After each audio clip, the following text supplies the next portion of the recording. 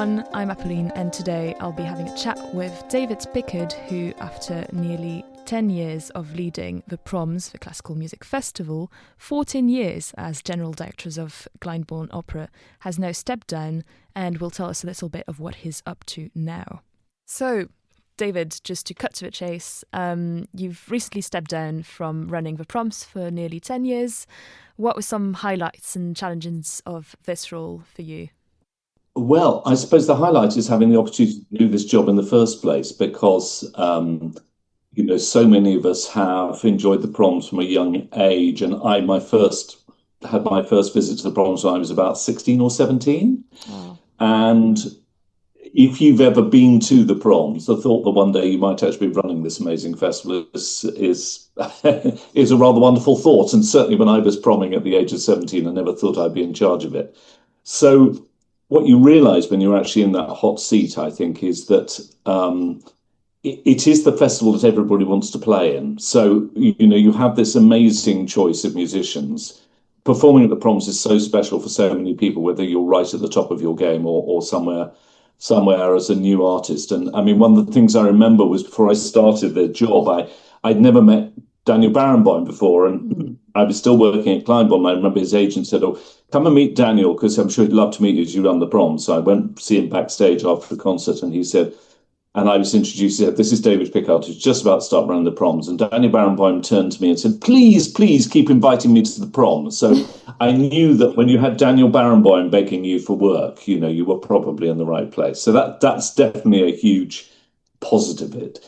The challenge, I suppose, is the same thing, that there's a great weight of expectation about the festival, that everybody wants it to be very special. And so you have a very high bar, which you have to live up to. And I think sometimes you probably have to accept that you will never please everybody all of the time. And you're very much in the spotlight. And sometimes it's because, you're not playing enough contemporary music, and sometimes it's because there's no Mozart, and sometimes it's because there's a disco prom, and sometimes it's because you want to change a bit of the last night. So you take the rough with the smooth. People care about this festival, and so they commentate on it. And I'd rather have a festival people cared about and occasionally disagreed with than one they weren't really interested in. Right. Yes, I think quite right. The Proms is such a special scene for lots of people. And circling back to what you were saying, I was wondering if there were parts of the Proms that, as part of your role, you thought needed updating, perhaps for reaching broader audiences, which I know you're very passionate about, and other parts that you thought should endure, regardless of what different people obviously might be passionate about or feel very special about their own Proms.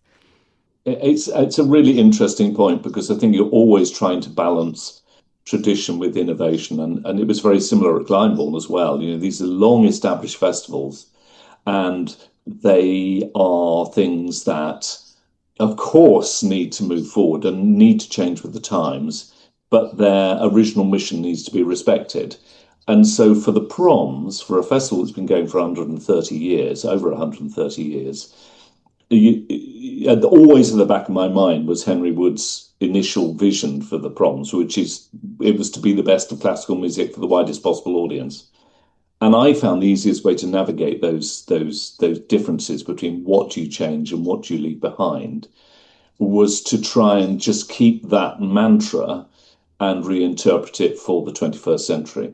So the best of classical music, when Henry Wood was doing the Proms, was introducing the public to the newest composers of the day. And those newest composers of the day were, believe it or not, or rather, of course, people like Sibelius, Vaughan Williams, Richard Strauss, all sorts of Benjamin Britten, all sorts of composers we now think of as mainstream.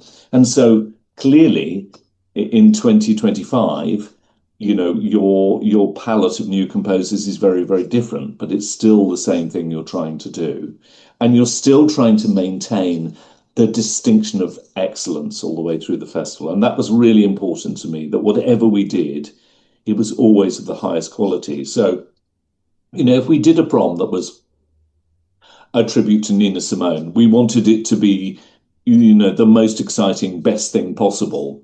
in terms of that particular genre of music rather than just something that you might see every day of the week. And I think that sense of every event being special, whether it's whether it's John Hopkins doing electronic music or whether it's the Berlin Philharmonic with Simon Rattle, it's got to be something very special. And I think that's been a good starting point for me in all the things I've done.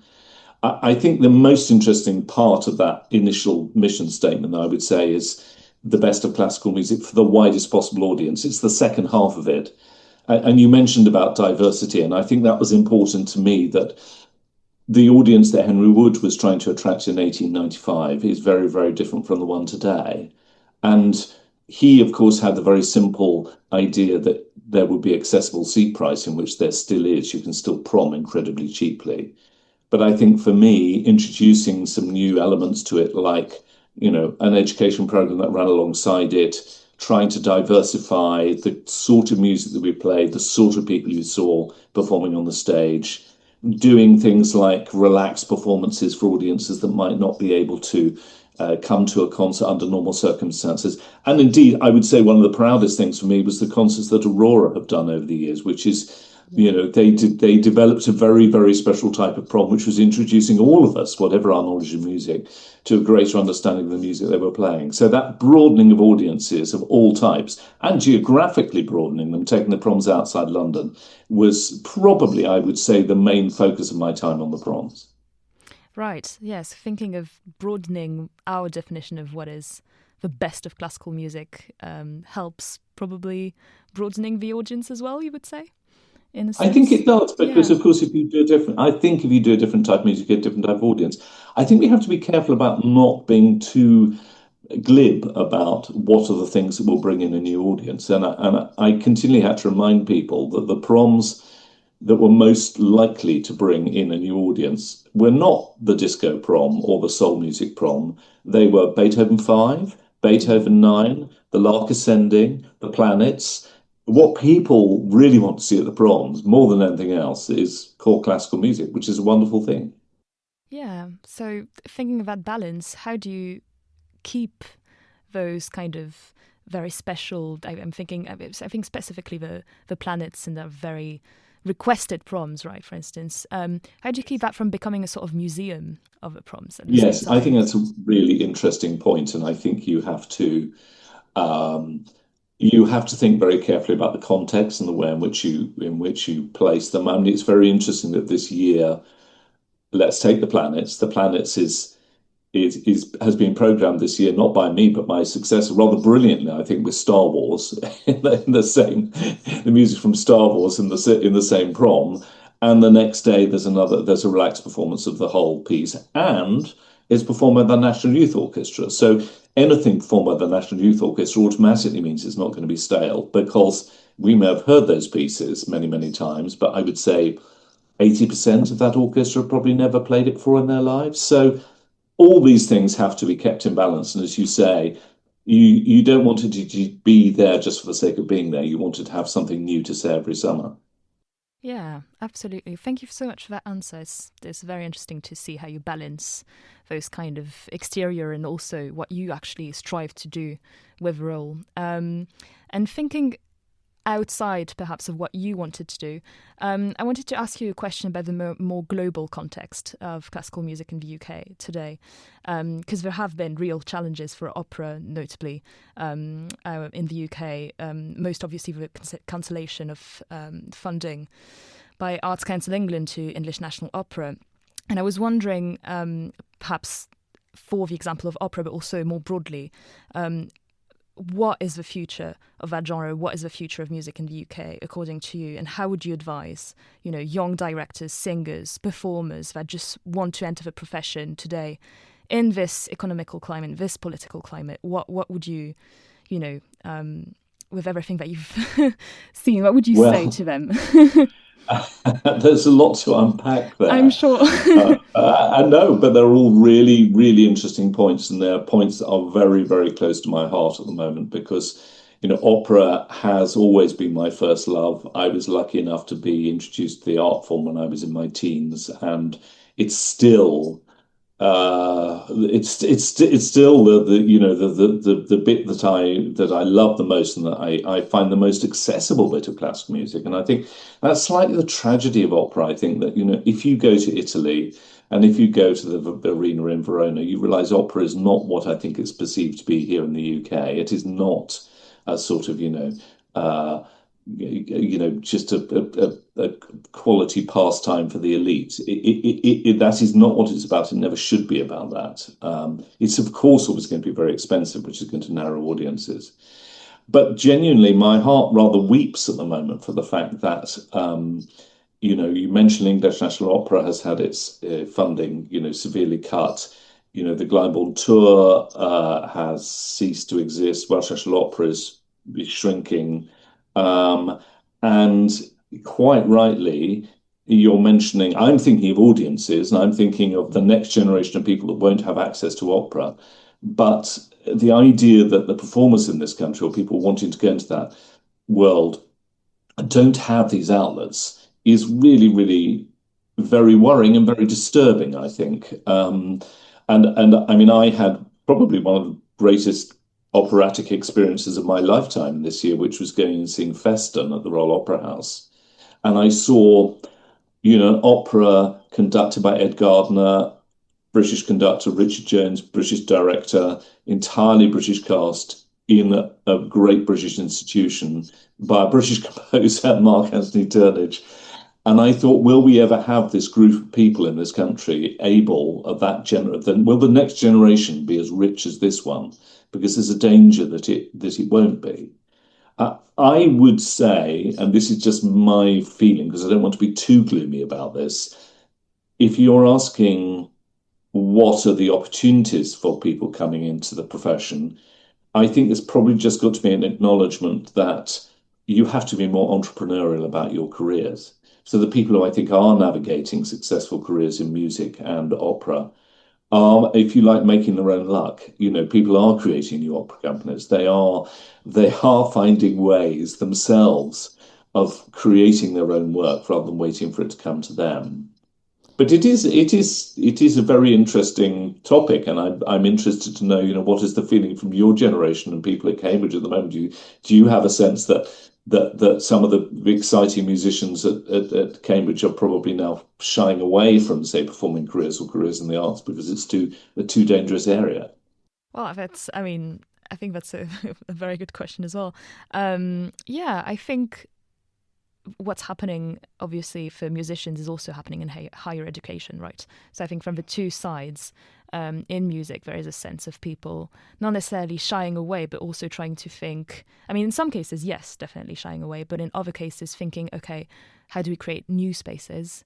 Can we create new spaces? What are kind of the skills that we have to do these things, and do we even have those skills? So that's why the question I was asking you was probably oriented that way, in the sense Yes, of, and I yeah, think sorry. that's an interesting way to think about these things because I think, if I think about the sort of changes that have happened in the last 20 years, let's take opera and classical music, I would say that we're discovering new spaces. So, my first year at the proms, we put a prom on in the car park in Peckham in southeast London Famously. on a rooftop there by the brilliant Kate Whitley, formerly of Cambridge University music faculty, who is the sort of creative inspiration for the future, I think. Or I think of a group like the Manchester Collective, who are also rethinking what audiences are, what the music is they play, and where they play it. So I think out of this sort of potentially gloomy situation,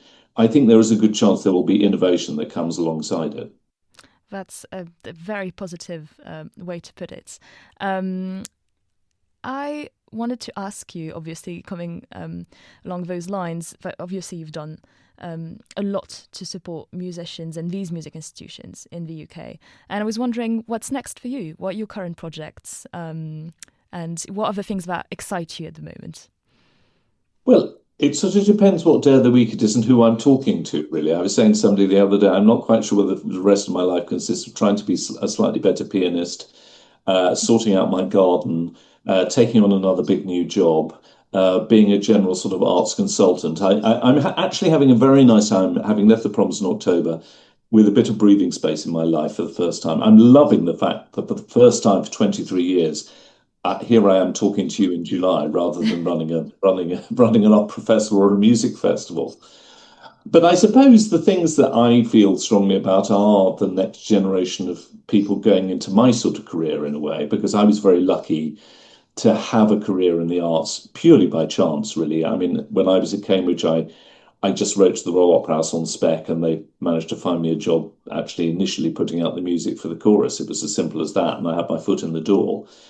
And I knew nothing about it, and I learnt on the job. And I hope that there's a way in which I can help contribute to the development of arts administrators for the future, because I've certainly had a very rewarding career. And I'm not sure that when I was at Cambridge, I knew that a career in the arts could involve fundraising, press, marketing, finance, education and community work, all these things. You don't have to be a performer to have a wonderful and rich career working in the arts. And so I'd love to play my own role in bringing on the next generation of people who will work in the arts as well as perform in it.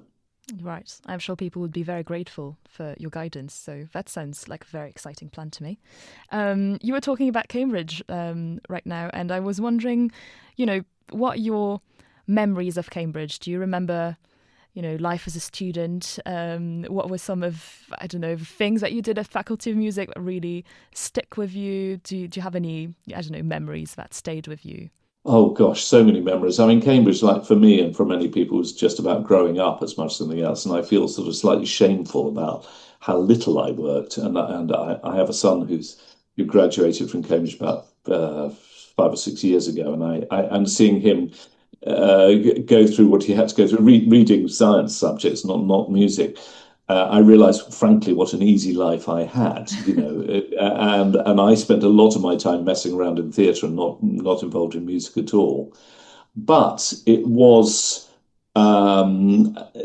studying music for me was such an incredible privilege to be able to do that. And I mean, when I was at Cambridge, the professor was Alexander Gurr, and the teaching staff then included Hugh Wood and indeed Robin Holloway, who's still there now, who was sort of who was actually for me a very, very important influence, because if I had a frustration with studying music at Cambridge in those days, it was the fact that I never felt we really got very much past Schutz, really, and into the 19th century. That's a terrible exaggeration, but, I always felt I'd be gagging to know about, Wagner and Verdi and Schumann and Richard Strauss, which is where my passions lay. And Robin Holloway at the time taught a paper covering 1855 to 1895, it completely coincided with all my passions. So that was a wonderful moment in my final year to be being talked to by him and learning about a period of music that was so important to me personally. Ah, that's wonderful, and it's so good to hear that you've had still that connection with Cambridge. Do you remember anything about your life as a student? Were there any places in the city that were special to you? Apart from the theatre, from what I can hear. Well, the theatre, yes, the ADC theatre and a Yeah. few pubs. It's terrible, really, isn't it, to say those things. I mean, every bit of Cambridge is special. And when I go back now and walk around, it is. I mean, I was at Corpus Christi College, and I remember in my very last year, I was in Old Court, in a room in Old Court, which I think is the oldest inhabited court in Cambridge. Somebody I will think so. let I've me know heard this. if I don't know if that's it's an right urban or wrong. legend. Yes. And I remember being in this absolutely beautiful room and thinking at the time, I will never live in a space that's as beautiful as this. And here I am at 65, and it's actually sadly come true. I've never lived anywhere as beautiful as I did in my last year at Cambridge. So that was a special place for me. And also all sorts of other things. I mean, West Road Concert Hall, where Of I course. occasionally used to perform and hear fantastic concerts.